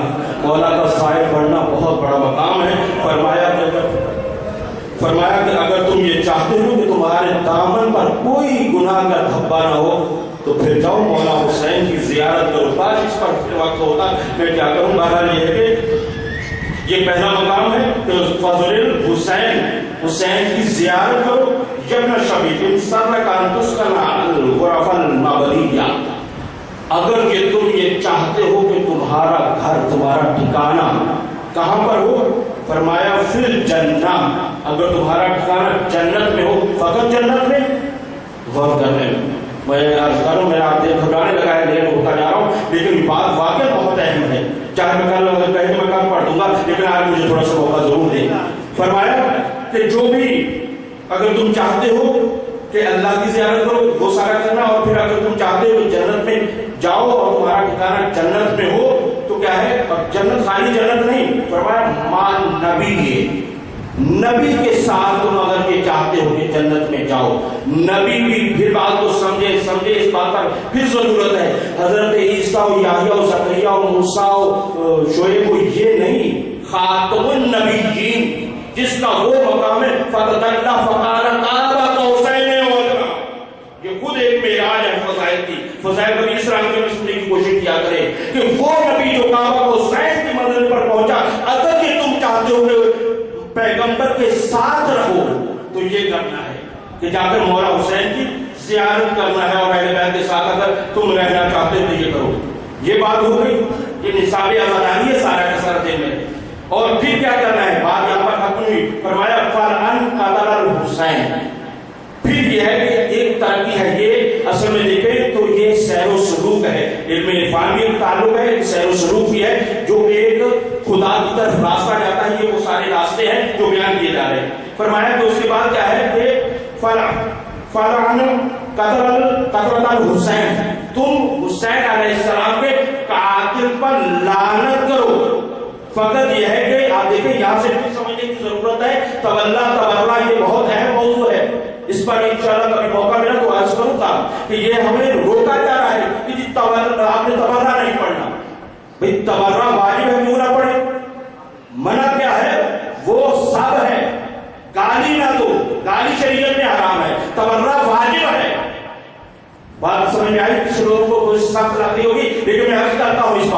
کیونکہ یہ واجب ہے اور اس کا تعلق ہے عمل کے ساتھ، اس کا تعلق ہے نا عمل کے ساتھ. تو عمل طریقہ چاہتا ہے، اس کا طریقہ ہونا چاہیے. یہ عمل کیسے کیا جائے؟ جیسے نماز کا طریقہ ہے نا، نماز ایک طریقے سے پڑھی جاتی ہے، حج ایک طریقے سے کیا جاتا ہے. بھائیو لعنت بھی ایک عمل کا نام ہے. جب آپ لعنت کرتے ہیں، ایک عمل کر رہے ہوتے ہیں، تو اس عمل کو ایک طریقے کے ساتھ کرنا چاہیے. وہ عمل جا کر علماء سے پوچھا جائے. جیسے مسئلہ پوچھے کہ قبلہ اگر مجھے 3 اور 4 میں شک ہو جائے تو میں نماز کے کیا کروں؟ اگر پڑھتا ہے تو، نہیں پڑھتا تو پھر تو آزاد ہے نا. تو بات ان کی ہو رہی، جو پڑھتا ہے جا کر پوچھتا ہے کہ مولانا صاحب مجھے کیا بتائیے. اسی طرح سے تبرع بھی جا کر پوچھنا ہے قبلہ میں تبرع کروں تو کیسے کروں. یہ بات یہ ذہن میں رہی. بہرحال یہ ہے کہ فرمایا کہ فلان قتل الحسین جب شہید انصرنا کن تکون لک من الثواب، اگر تو چاہتا ہے کہ تمہیں ثواب ملے کس چیز کا، اور پھر کہتے ہیں میں کیا کروں. بس یہ ہے کہ اگر تو چاہتا ہے کہ تمہیں ثواب ملے، من الثواب مثل ما لمن تشہد مع الحسین، اگر یہ تو چاہتا ہے، جب یہ زمانہ کھلا ہوا ہے. مولانا نے فرمایا ہے شبیر سے تقریباً 150 سال کے بعد مولانا نے فرمایا ہے، لیکن یہ زمانہ محدود نہیں ہے، یہ آنے والے وقت تک جاری و ساری ہے. یعنی کہنا چاہتے ہیں 1400 سال بھی اگر گزر گئے ہیں، اگر کوئی یہ چاہتا ہے کہ اس کا شمار ان شہدائے کربلا میں ہو جائے، اس کا ثواب اس سے مل جائے، فرمایا کرنا کیا ہے. پھر اس کے بعد فرمایا کہ اگر ان کے ساتھ فقل، اس وقت کیا کہو، متا ما ذکرتا یا لیتنی، جس وقت تمہیں یہ یاد آ جائے کہ کربلا میں یہ ہوا تھا، تو پھر کیا کرنا ہے؟ یہ کہنا ہے یا لیتنی کنت معہم فافوز فوزا عظیما. تم یہ دعا کرو اور یہ کہہ دو کہ کاش میں ان کے ساتھ. یہ قرآن کی آیت بھی ہے اس کے اندر. تو یہ ہے کہ فرمایا یا لیتنی کنت معہم فافوز فوزا عظیما، کہ کاش میں بھی ان کے ساتھ ہوتا اور ان کے ساتھ شہید ہو کر فوزن عظیمہ کی منزل پر پہنچ جاتا. اس فوز کی عظمت کو پہچانتے ہو؟ یہ وہ لفظ ہے جو میرے مولا قیام نے آخری سجدے میں کہا تھا، فوزت برب الکعبہ. اس عظمت کو پہچانے مجھے اس چیز کا احساس ہے کہ آپ کے اوپر جو اس وقت ماحول طاری ہے، لیکن اس کو آپ توجہ سے سنیں تو بہت کچھ ہے. مولا حسین کی ساری زندگی ایک طرف، اور یہ ضربت لگنے کے بعد یہ کہہ رہے ہیں کہ آج علی کامیاب ہو گئے. یہ فوز وہ والا ہے، یعنی چاہتے ہو کہ میں بھی اگر کربلا میں ہوتا، ان کے ساتھ شہید ہو جاتا، فوزن عظیمہ کی منزل پر پہنچ جاتا. تو یہ کہتے رہو. اور پھر اس کے بعد من الجنان. بہرحال اور پھر طریقہ کیا ہے؟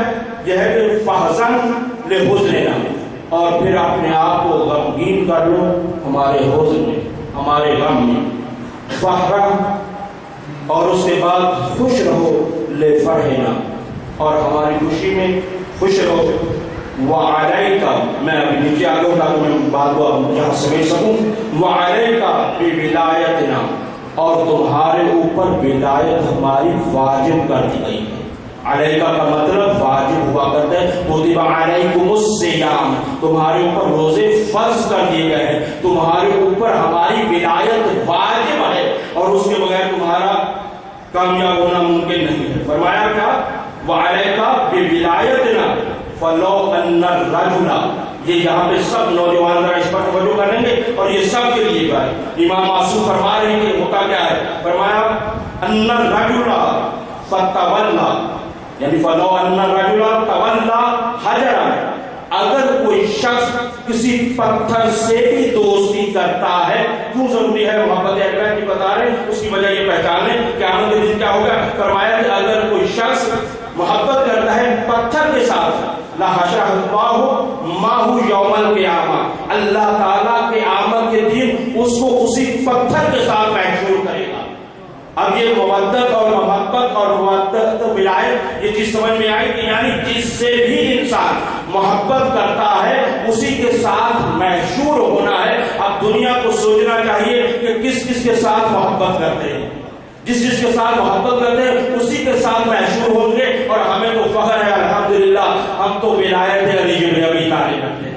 جہاں ہمارے مولا ہوں گے وہاں پر ہم ہوں گے، جہاں پر میرے مولا امام رضا ہوں گے وہاں پر ہم ہوں گے. محمد و آل محمد صلوات.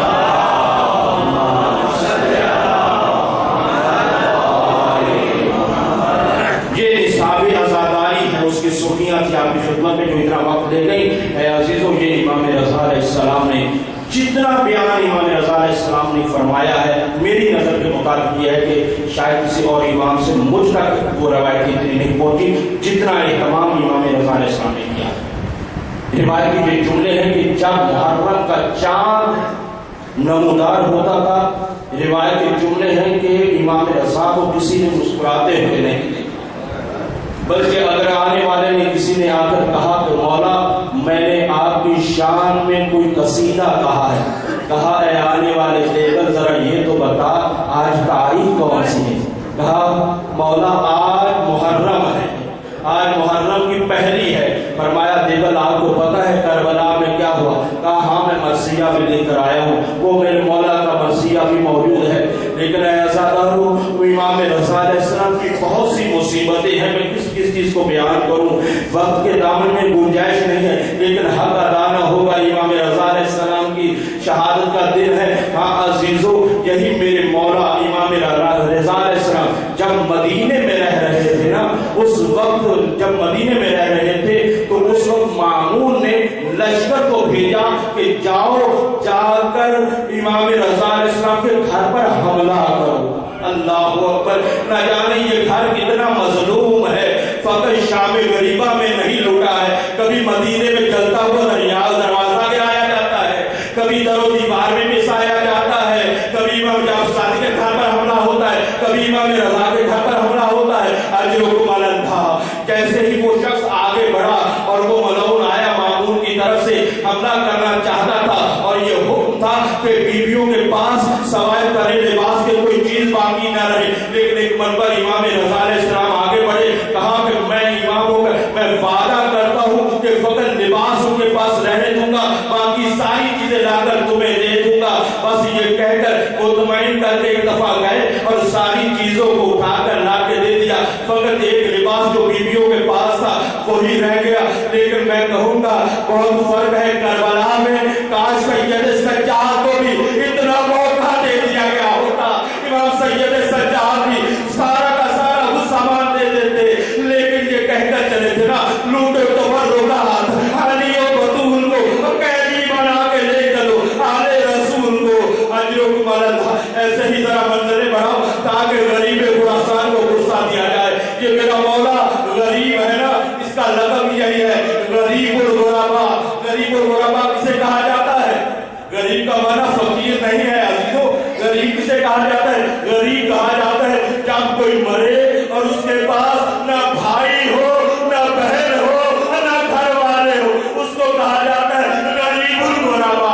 اجرکم علی اللہ. اے شاہ خراسان ان پر اپنی نظر کرم کر لینا. اجرکم علی اللہ. بس سزا کرو، میں نے مختصر کیا مسائل کو. آگے کیا ہوا؟ ایک مرتبہ مولا امام رضا علیہ السلام کو مدینے سے منگوایا جاتا ہے. مدینے سے جب منگوایا گیا نا، جیسے مولا حسین آئے تھے نا روزہ رسول پر، ایسے ہی امام رضا بھی آئے ہیں. اور اسی طرح سے ممکن ہے کہا جیسے میرے مولا حسین یہ کہہ کر چلے تھے جنگل میں دل کے ٹکڑوں کی بستی بسائے گا، نانا تیرا حسین اپنا مدینے میں آئے گا.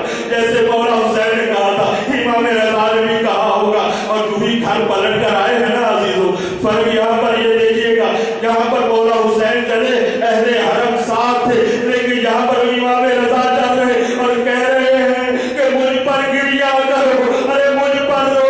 اپنی زندگی میں مولا حکم دے رہے ہیں مجھ پر ماتم کرو، میں زندہ پلٹ کر نہ آ سکوں گا. اجرکم علی اللہ. ہاں میرے مولا نے اپنی زندگی میں گریا کروایا ہے اور اس کے بعد آئے ہیں آ کر رہنے لگے خراسان میں. بس میں نے اور مختصر کر دیا. مولا اپنی زندگی گزار رہے ہیں، تبلیغ دین انجام دیتے جا رہے ہیں، لیکن دشمن کو جب یہ بھی برداشت نہ ہوا تو کیا کیا؟ اور اس طرح سے میرے مولا امام رضا نے روایت کے جملے ہیں ابا سعد کو یہ فرمایا، اے ابا سعد میں تمہیں بیان کرتا ہوں اپنی شہادت کے بارے میں. فرمایا اے ابا سعد کل میں دربار میں جاؤں گا، مامون مجھے بلائے گا، بس اس بات کا خیال رکھنا جب میں دربار میں جاؤں اور واپس پلٹ کر آؤں جب دیکھ لینا اگر میرے سر پر چادر ہو، میرے سر پر عبا ہو تو سمجھ لینا میری زندگی کا آخری وقت آ گیا ہے. یہ کہہ دیا میرے مولا نے پہلے سے ابا سعد کو. اور اس کے بعد جب میرے مولا امام رضا علیہ السلام نے صبح کی نماز پڑھائی، صبح کی نماز کے بعد اپنے बात में मसरूफ थे। एक मरतबा मामून की तरफ से एक कासिद आया और आकर कहने लगा दरबार में आपको बुलाया जा रहा है। अब जो ही मेरे मौला मैं क्या करूं, मौला ये दरबारों में आपको क्यों बुलाया जाता है, आपके घर का ये खासा क्यों हो गया है, बार बार दरबारों में बुलाया जाता है, कभी यजीद के दरबार में, कभी इब्ने ज़ियाद के दरबार में, कभी हारून के दरबार में, आज मामून के दरबार में बुलाया जा रहा है। जो ही मेरे मौला दरबार में पहुंचे, सामने मामून बैठा हुआ, उसके हाथ में अंगूर थे और एक दफा कहा कि आप भी तनावुल फरमाएं। मेरे मौला ने कहा मुझे इस बात से बात रखो, मेरा दिल नहीं है। लेकिन उधर से कहा गया क्या आप हम पर इल्जाम ये लगाना चाहते हैं कि हम आपके दुश्मन हैं या आपको खाना पड़ेगा। जब ये उधर से हुक्म इस अंदाज से दिया ना, मेरे इमाम रज़ा अलैहिस्सलाम ने वहां से 3 अंगूर के दाने लिए, जो ही मुंह में रखे, मुंह में रखने के बाद एक मरतबा उठकर जो ही चलने लगे ना, सुन लेना, एक मरतबा चलने लगे। मामून ने कहा कहाँ जा रहे, कहा वो जालिम जहाँ पर तूने भिजवाया मैं वहीं पर जा रहा हूँ। आज रुकबर अल्लाह वहां से गुजरे और जो ही बाहर पहुंचे, अब सद ने देखा इस हालत में है, आकर एक मरतबा हुजरे में इमाम रज़ा अलैहिस्सलाम एक मरतबा बिस्तर पर है और बिस्तर पर है, कोई पास घर वाला नहीं है, कोई हल्ले हरम नहीं है। एक मरतबा जो हुई जहर का असर होता, आवाज देते तकी बेटा, तकी बेटा, इमाम को याद कर रहे थे कि एक मरतबा अब सद ये कहते मैंने एक नौजवान को देखा जो इंतहाई खूबसूरत है, इमाम रज़ा की शबी है। मैंने उससे पूछा ऐ आने वाले शख्स तू कैसे आया है, दरवाजा तो बंद था, आप कैसे आए? फरमाया कि जिसने मुझे मदीना से खुरासान भेजा है ना, उसी ने दीवार के अंदर भी भेजा है। बस उसके बाद ऐसा रहेगा कि जुमला है अभी ताबूत आएगा, ये ताबूत शबी है, ये बनाया गया है। फिर उसके बाद फरमाते हैं, कहा जाता है अब सब ये कहते हैं मैंने देखा इमाम रज़ा अलैहिस्सलाम और बाप बेटा न जाने क्या राज़ो नियाज करते रहे। हो सकता है कैसे सज्जद सज्जाद के साथ मौला हुसैन ने राज दिया था ना, ऐसे ही कोई राज़ो नियाज दिया होगा। और उसके बाद एक मरतबा रूह परवाज कर गई, इन्ना लिल्लाहि व इन्ना इलैहि राजिऊन, अजरुकुम अल्लाह। इमाम रज़ा की जो ही रूह परवाज हुई, एक मरतबा आवाज से ये फरमाया मैं आपके रोने के लिए नहीं, आज का दिन ऐसा है जरा मुफस्सल तफसील से पढ़ा जाए, मुसाहिब को जरा समझा जाए। और उसके बाद इमाम रज़ा अलैहिस्सलाम की शहादत के बाद इमाम मोहम्मद तकी ये कहते हैं कि इस हुजरे में जाओ, इस हुजरे में जाओ, जाकर वहां से कफन भी लेकर आओ, वहां पर कफन लेकर आओ और बाकी इंतजाम करो। बस ये शख्स गया, जाकर ये सारा सामान लेकर आया और उसके बाद कहा जाओ उसी हुजरे में, वहां पर एक ताबूत रखा होगा, अभी ताबूत आएगा ना, ये ताबूत वही है जो इमाम मोहम्मद तकी ने अपने मोजज़े से मंगवाया था। ताबूत को लाया गया, इमाम रज़ा अलैहिस्सलाम के ताबूत में रखा गया और ताबूत में जो ही रखा। अब सद ये कहते मैंने एकदम देखा हुजरे की दीवार फटी, छत को फटना था, ये ताबूत आसमानों की तरफ बढ़ा, जब आसमानों की तरफ गया अब सब परेशान हो गए, अभी मामून आएगा मैं उसको क्या जवाब दूंगा। इमाम ने पलट कर कहा ऐ अबसर जरा हौसला रखो, ये अल्लाह के वली का है, ताबूत अभी वापस आएगा। बस उसके बाद ताबूत वापस आया, वापस उसी हालत में पलट गया। लेकिन बस मैंने गिरिया तमाम कर दिया, यही ताबूत की अजमत है, अभी ताबूत आ रहा है ना। लेकिन एक बात याद रखना, यहाँ बेटा है, बाप का ताबूत बना रहा है, बाप को गुस्ल दे रहा है, कफन दे रहा है, लेकिन करबला में वो मंजर भी याद आता है जहाँ पर बाप अपने जवान बेटे के सीने में लगी हुई अली को आई कह के फेंक कर गया था, मेरे लाल अरे तू तो पैगंबर की छवि है, अजरुकुम अल्लाह, जहाँ पर बाप अपने जवान बेटे की मेजे की अली लगा रहा है। उसके बाद आपने ये भी देखा कि बेटे ने बाप का जनाजा ताबूत में रखा, लेकिन करबला में वो बेटा क्या करे जिसके हाथों में हथकड़ियां, अरे पाँव में बेड़ियां, गले में तौब हो, वो बाप का जनाजा कैसे ताबूत में रखे। लेकिन जब 3 दिन 3 दिन के बाद इमाम सैयद सज्जाद आए हैं ना, और आने के बाद इमाम ने इस वक्त आकर मौला हुसैन के जनाजे को कब्र में रखकर एक जुमला कब्र पर लिखा। आप भी अपने मरने वाले की कब्र पर एक तख्ती लगाते हैं ना, इमाम सैयद सज्जाद ने भी एक जुमला लिखा, हाज़ा कब्र हुसैन, अरे ये हुसैन की कब्र है, अल्लाह जी को तेरा इशारा, अरे ये वो है जो प्यासा मारा गया, अरे इमाम रजा का ताबूत ले आओ, ये इमाम रजा का ताबूत है, लेकिन इमाम ना भूखे थे, अरे ना प्यासे थे, लेकिन बड़ा भूखा भी था, प्यासा भी था, 3 दिन के भूखे प्यासे करबला वाले। वसैया